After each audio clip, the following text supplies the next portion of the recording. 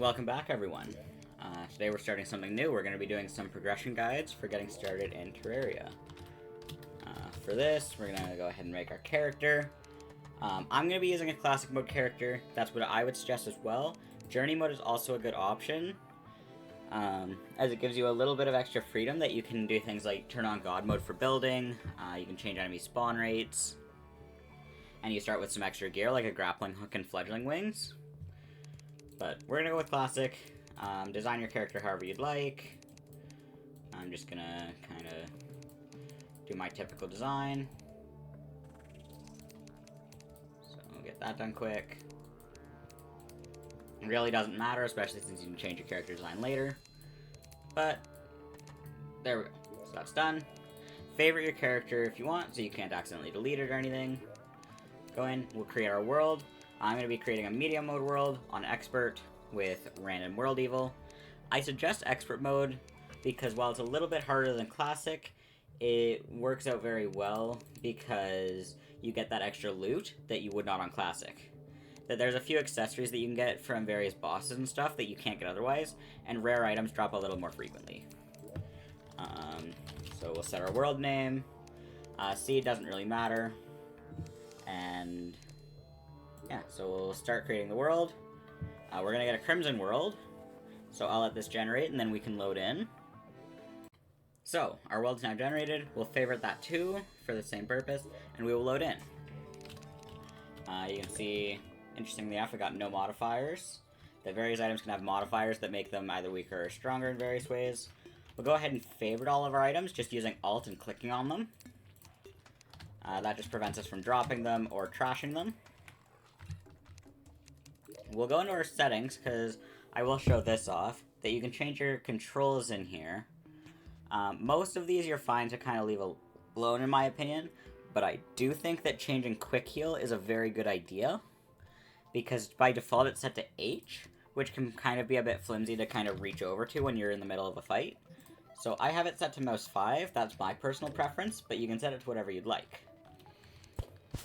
Now, best way to get started, in my opinion, is to immediately get some housing down. So, you'll want to chop a few trees down. We don't really have any tall trees, which is unfortunate.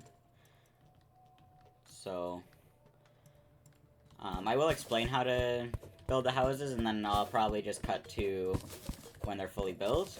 So basically you want a bit of a space that you're gonna want. I typically go a 5x10, because that's a very good size to go with. We also have a cave opening over there. That's going to be very helpful. I'm going to kill that worm so it doesn't get in the way. We've also got our first slime there. We're going to want to kill that. But, so you'll need an entrance to your houses, as well as background walls, a light source like torches, and a table and chair in the house. So I'm going to build those. Alright, so I've got these houses here. You can see that we have the guide moving in. If you're ever unsure if it's suitable or not, you can always just click on this question mark that you go to the housing menu from here. Question mark, and it'll tell you if it's suitable. And a lot of the time it'll tell you why it's not valid. That if I, for example, I don't want to take those ones, we'll take the torches off of this house. And, oh look, this housing is missing a light source. So, the game makes it pretty clear. We'll chop a few more trees, though, and then we will start to explore the underground. It's generally one of the first things you want to do in a world after you have your housing built, because the underground is where most of your early loot will come from. There's a few things in particular that you're going to be looking for. You're going to be looking for ores. You're going to be looking for chests like this one here. Although the gold ones that you'll find further underground are also very helpful. So we got a step stool for our first accessory. It's not particularly useful, but it has a modifier on it, and until we have something better, the extra reach is still helpful. So, kind of keep on just making our way down. So we got lead. We'll need at least some of that. We'll want to mine some of the stone, too, because we'll need that to make a furnace. And that's also how you make arrows later. Because you'll need a ton of those, too. unless you're planning to play a specific class. But for this guide, we won't play a specific class. We're going to kind of use anything we find.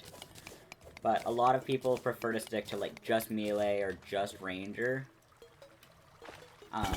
Just because that is the most effective way to do things later on when accessories and armor start to affect one class in particular. But there's no rule in the game saying that you can't, you know, wear ranged armor and use a sword.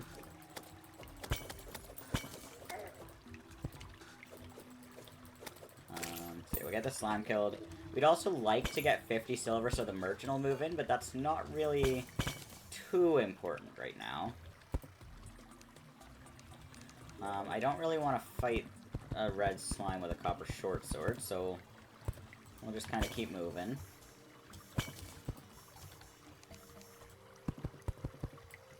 Do that. This way we can kind of just get above it and outrun it. So, some more lead here. We'll mine that up. There's a red slime directly on my face. Looks like we are out of this cave, though, so I will probably, oh, no, we're gonna die. There. If we do it like that, we can trap the slime in there, and we can kind of just mine all the lead around it.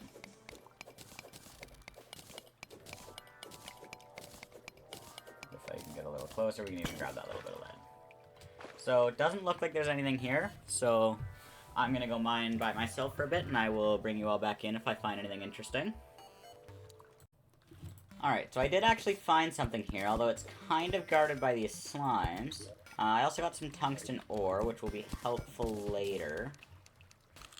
So what I'm going to try to do now is kind of make my way down without having to fight these slimes.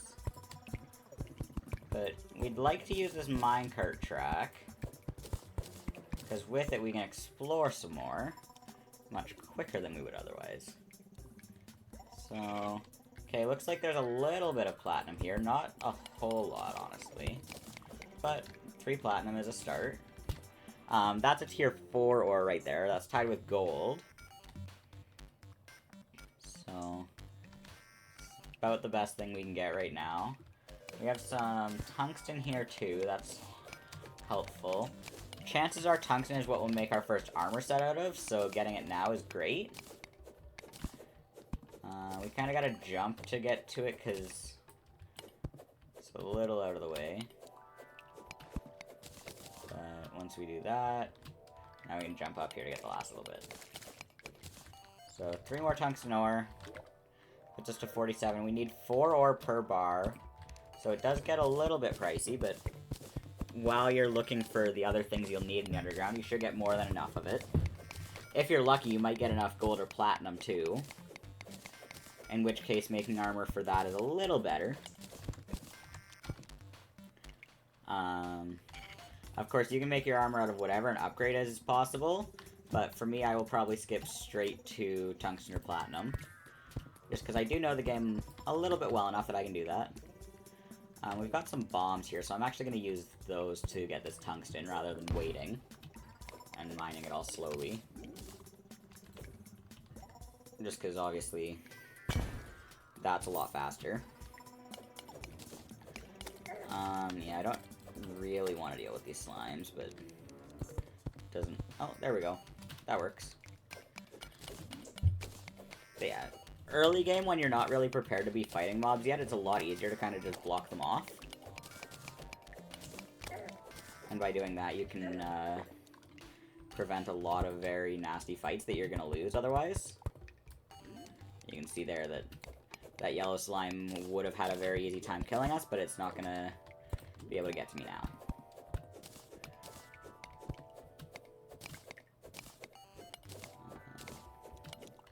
But yeah, so we want to keep on mining ores. We're still looking out for chests, too, and a few other things. You can see there's a trap up there. You can tell because there's the straight chute like that, so there's going to be a pressure plate somewhere there, and that's going to drop a boulder on us if we step on it. We've got some amethyst here, which is our first gems. Unless you're playing mage, you don't need a whole ton of gems early on, but they're very good because they're the easiest way to get your first grappling hook. and those are very important for movement. So if you can collect 15 of a certain gem, then you can get your grappling hook and be able to use that freely. Just quickly wall that off. We'll have to go back through there when we want to keep using the minecart, but it lets us get this platinum safely.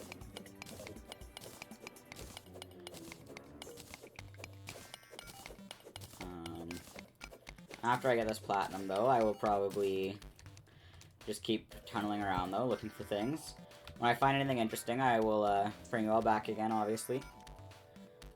So, let's do that. Alright, so we did find something interesting. We found our first life crystal. Oh, I accidentally tossed a bomb. I meant to get some dirt placed, because we're going to mine this platinum, too. But life crystals are very helpful, because they are how you're going to increase your health up to 400. Which is very important, because you're going to die very quickly to any sort of boss or anything otherwise, as by the time you're getting to some of the later bosses, they are dealing 100 damage in a single hit. So we're going to get all this platinum, and we're going to get the life crystal. There is actually a trick you can use that I won't need to worry about, but is very helpful if you're inexperienced. And that is that you can keep on mining your life crystals, but you can stop using them after you get to 180 life. And then that way you can skip out on events like the Blood Moon and having your first boss spawn naturally, as those require you have 10 defense and 200 life. So you can hoard up your life crystals until you're ready.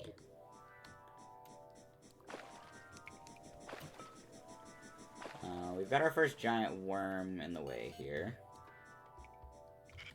I see some more tungsten, so we'll mine that up. And then we're still just looking for the same things. Ores, gems, life crystals, and golden chests. Those are kind of the 4 things that you really want to worry about when you get started. And if you can get any or all of those things, you're kind of set up pretty nicely.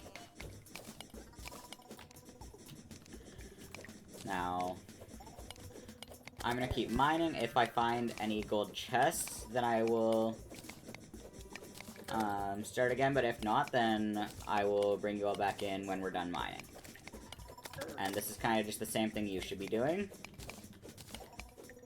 So, I'm going to get back to that. Alright, so I came to the surface a little sooner than planned because we died. But that does give us the chance to get things set up. So you can see it's night right now. That means fallen stars are going to be dropping, which those are especially helpful if you're playing mage, but they are helpful for the other classes too. But we're going to get a rudimentary crafting setup started. My personal way to do this is that you do it like this. So you have your workbench and your anvil stacked like that, and then you have a chest nearby so you can put your ores and bars away. We are going to make our first hook, so you can see here that we can now grapple around a little bit. I don't have mods on, so I can't actually see the stats for the hook. Those mobs are being annoying, so we're just going to block the door. But so we can turn all of our platinum ore into bars. We get 18 of those. And we can do the same with our tungsten. So you see we got a whole bunch of tungsten bars. What we're going to do is we're going to make a platinum bow. And we're going to go up, and we're going to start making our armor. So you can see we got 2 pieces of tungsten armor now, so we have 8 defense. It's going to make us a little harder to kill. We'll make our lead bars too. Those ones aren't going to do as much for us. We can upgrade our pickaxe a little bit. Heavy modifier is kind of one of the worst you can get for that, because it reduces the mining speed. But ideally for a pickaxe, you'll want light. We'll also make a few arrows. So we have 810 arrows now, so we can really use our platinum bow. It's now day, so the zombies are going to walk away. But we will still go and kill them anyways, especially this zombie with a torch. You can see the platinum arrow does decent damage. But really, for your first time playing, you don't need to worry too much about getting a full armor set right away, just kind of mix and match with what's best. But it is good to get all of the same set of armor because you get what's called a set bonus. That once I have a tungsten helmet, we'll get more defense from having all 3 pieces on. So, I'm going to put the rest of this away. Just because I do like being a little bit organized. You can organize how you'd like, but I personally prefer to do this just to keep all of my stuff that I need to craft with nice and close. But with that, we can now go back down. I'm going to grab this Day Bloom. And you do have the option to explore the surface if you'd like as well. But I know we have a desert over here because I did die in the underground desert. Different biomes will have different loot. But we might explore the snow biome later because a snowball cannon is a very good weapon to use for your first boss. But if not, then the platinum bow is also more than good enough because you can kind of just shoot arrows and does decent damage. So I'm going to go back to looking for gold chests. I will update you all if we find any. And if not, then it's just continuing to look for the same things. Just your ores, your gems, your life crystals, and your gold chests. So we'll see if I can find any of those. So, if you're noticing that the music and background have changed, especially this one with kind of the mushrooms in the back of it, that means that you're in a glowing mushroom biome, which those can be very helpful early on, because there's a good chance for them to have life crystals and gold chests. So it's always worth taking a look around one if you find it.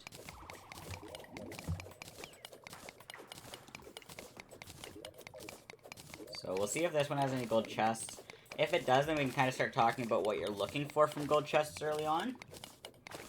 Because there's a couple of items in particular that are very good to see.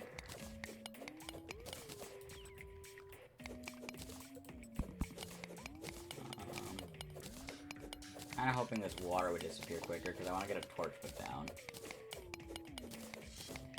There we go. So we've got... Mushroom biomes do have a few enemies that are a little harder than normal. For example, spore bats. But, as you can see, it does have our first gold chest, like I said it might. So we can make our way over to that. There's also a heart statue. And there is one of the items that we're after. Hermes boots. They are a very important mobility accessory. Because now we move a little bit faster and we can start running super fast after a little bit of time. Which is very, very valuable to have. There's one of the couple of changes to make it harder from expert mode, and that's just that jellyfish can go invulnerable every so often. Oh, we're starting to drown. I gotta get out of the water. Yeah, drowning will damage you pretty quickly, so it's best to avoid it if you can. We got that, so we got 2 heart statues, and yeah, so Hermes boots are about the most important accessory you can get. The other very good one to get early on is a cloud in a bottle, because that'll give you a double jump. We got some topaz here. If you already have a gemstone hook, but you get enough to make some of a different one, it's possible that hook will be better, because there's a hierarchy to how good each gemstone is, same as there is with the ores. So amethyst is the lowest tier of gemstone, and then there's topaz, then sapphire, emerald, ruby, and diamond is the highest tier of gemstone you can get. So if you've got a diamond hook, or if you're using a mage class setup, a diamond staff, that's the best you're going to get of those.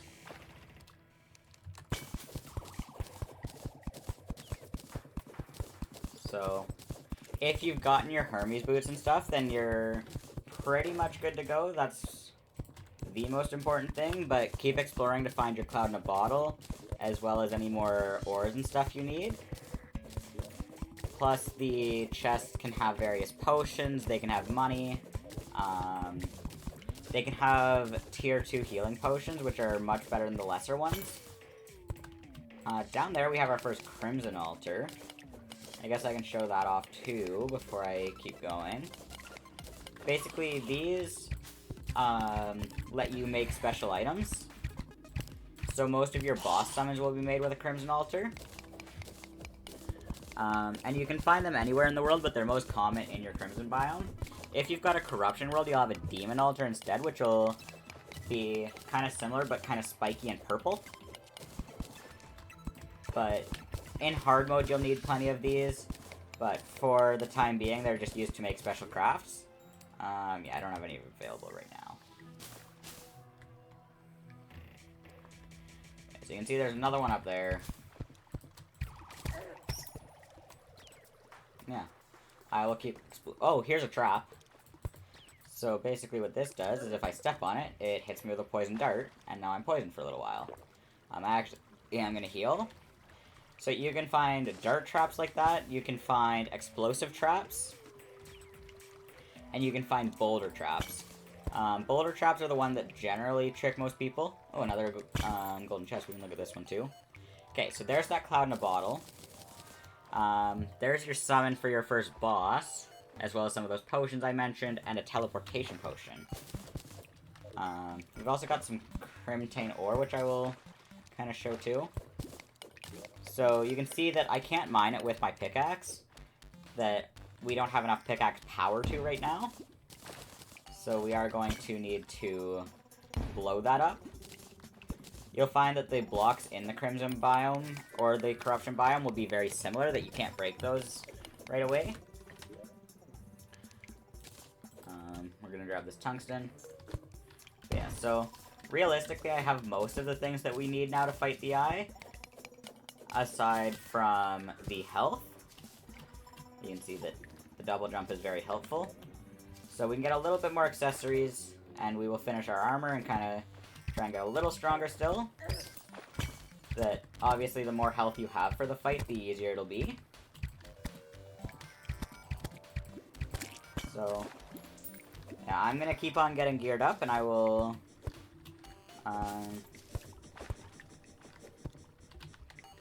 bring you all back in a bit. Alright, so I've done quite a bit of gathering gear, so we're gonna do some final upgrades that I would recommend before the eye. One of them, getting a mag, because even though this is still fairly recent in terms of Terraria items, it was only introduced in the Don't Starve crossover, it is very helpful.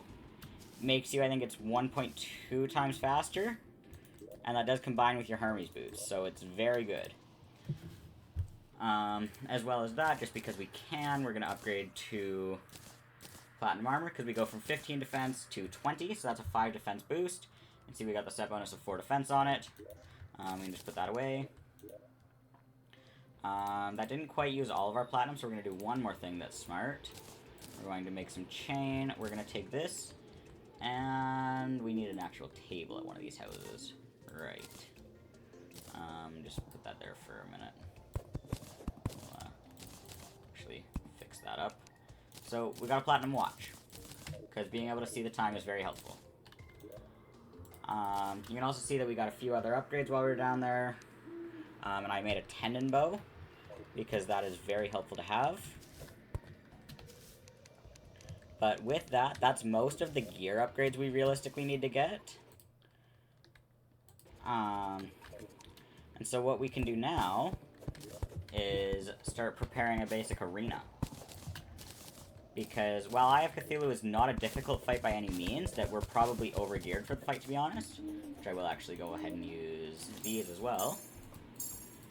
So I'll be doing the fight with 260 health. Obviously you can do it with a lot more or a lot less, depending on what you need to do.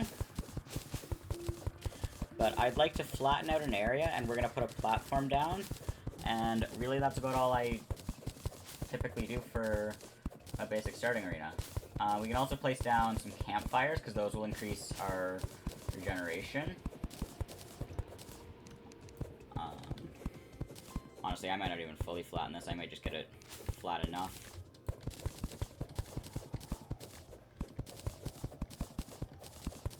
But just a bit of an area you can run, and a platform that's high enough that you can jump to it without there immediately being mobs in your face is all you need. we will have to collect some more wood. We're gonna go about here, I think. But, yeah. So, I'm going to build this. I will show you all it when it's done, just so that you can kind of see what the kind of ideal is. And then the only other thing we want to do is change the arrow type we're using, because Jester's arrows and flaming arrows are going to be better than normal ones. We'll probably try to get mostly Jester arrows, because I do have the flare gun too. Which that I just got out of a golden chest, and that's going to let us inflict fire on the eye without needing to use flaming arrows. So yeah, I'm going to build this arena, and then I will kind of show what it should look like, and from there we should be ready to do the eye fight. Alright, one more note before we fight the eye. If you can, get a little bit of glass, because that way you can make bottles. Get those. We got some water down here, so we'll go down here. Because we want to turn these into water bottles, as those are how we will make our potions. All but one of these into bottles anyways. Because... okay, got that. Where's my magic mirror? There it is. So I can go back here now. We can go here. If I put a platform down, we can place this last bottle. You can see we've got a few potions available to make. We will take some of our lead ore too, because we'll need that. And for the Eye of Cthulhu fight, you don't need that many potions. But I would suggest getting a regen potion, an iron skin potion, and some kind of well-fed buff, as well as keeping your healing potions. Feather falls are also very helpful if you have them, but they're not mandatory. The other buff we can make before this is arrows. I want to use mostly Jester and Flaming arrows. If you've explored the ice biome at all, you also have the option to use ice torches to make frostburn arrows, which are the Flaming arrows, but a little bit better. But we're going to use our Jester's arrows as much as we can, because those are going to be the best ones we have. Those can also pierce enemies, so you'll see during the fight why that's helpful. But while it's day, we'll grab a little bit more day bloom just so we have it for later. And you can see that the arena is really simple. It is literally a single platform running along. Is this an iron skin or a swiftness potion? Swiftness potion. Okay, that's the other one that I also can't help but recommend. So, those 5 potions are more than we'll need. If you want, you also have the option to kind of cheese the fight a little bit using the nurse. But that one is completely optional, too.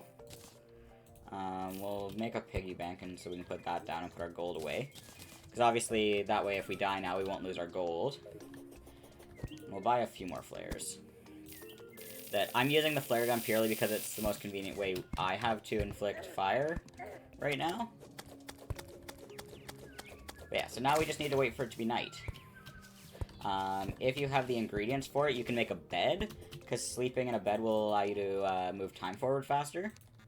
So if I grab my chain and my cobwebs, we can make a sawmill. So sawmill, place. From there we can then make a loom. I'll get this tree out of the way. And we can place the loom down. Get our hands on a little bit of silk. I can't remember how much it is. 7? I can't remember. Oh, it's right here. It was 5, okay. So yeah, it's just that I'm blind. So yeah, 5 silk and some wood, and you can make yourself a bed. And using that, you can then set your spawn point, and you can sleep. So you should see in a second here, time starts going faster. So I will wait for it to be night, and then we can do the fight, and I can show you all how it's done. Alright, so it's nighttime, and I don't actually have to use the spawner. Because we got this. You feel an evil presence watching you. That's what I was talking about earlier when I mentioned that if you have 10 defense and more than 200 health, that it can spawn naturally. So with this, we'll have a little bit less time to do the fight, but I was going to start it directly as soon as it became night, which that is 7:30 p.m., and that gives you until 4:30 a.m. But this way we don't have to use the spawner, so once it spawns naturally, we will use our buffs, and we can do the fight. And I suppose I will make the disclaimer that this is not the only way that you have to do the fight. This is just my preferred way for easy progression. I mentioned earlier the snowball cannon if you were in the ice biome, that's a very good way to do it. If you wanted to explore the jungle early, you get the boomstick or something. Enchanted sword is good. There's many ways to do this fight. I just think this is the easiest one. But keep in mind, my word is not gospel, and I'm just an idiot who's played this game way too much. There we go. Eye has spawned. It's coming in from the left, so we can start shooting at it. Use the flare gun to inflict fire on it. If you have a wand of sparking, that'll do it too, or just flaming arrows. But you can see that it's spawning little servants that aren't too big of a deal. They do a little bit of contact damage, but they only have 5 health. So they aren't much of a problem. But it still helps to get rid of them, because they can do some knockback and hit you back into the eye, which can be unfortunate. I haven't even used my buffs yet. So things will go even easier now with the buffs, because we now are up to 30 defense, so its contact damage won't be very much. You can see the fight's going well. This is now its second phase, which there will be a difference between expert and classic mode soon here, and that's it right there. On classic mode, that attack won't happen. But you can see we're taking very little damage, so we just need to kind of keep shooting it. It's good to try to dodge its attacks even though they aren't doing much damage, because the muscle memory will work well for you in future playthroughs, especially if you're on master mode where it actually will hurt. But just shoot it. If you're on expert or master mode, it'll keep doing this, but if you're on classic, then by now you'll have already killed it, and it doesn't do this attack anyways, so the fight will be nice and easy. Yeah. Additional note, with the fallen stars everywhere, if one of them hits any sort of enemy, including bosses, they will take 1,000 damage immediately. So there's not much you can do to deliberately make it happen, but it's very convenient if it does. And here, we'll finish it with the bone pickaxe, because that's fun. So, on classic mode, you won't get this, but on expert and master, you'll get a treasure bag. You can then open this. It'll drop some crimtane ore, some seeds, sometimes a mask or trophy, and then this is the reason to play expert mode. Every boss will have a unique drop, and for the Eye of Cthulhu, that's the Shield of Cthulhu, which allows you to dash. Which is very helpful, because, like, I can dash into this and not take damage.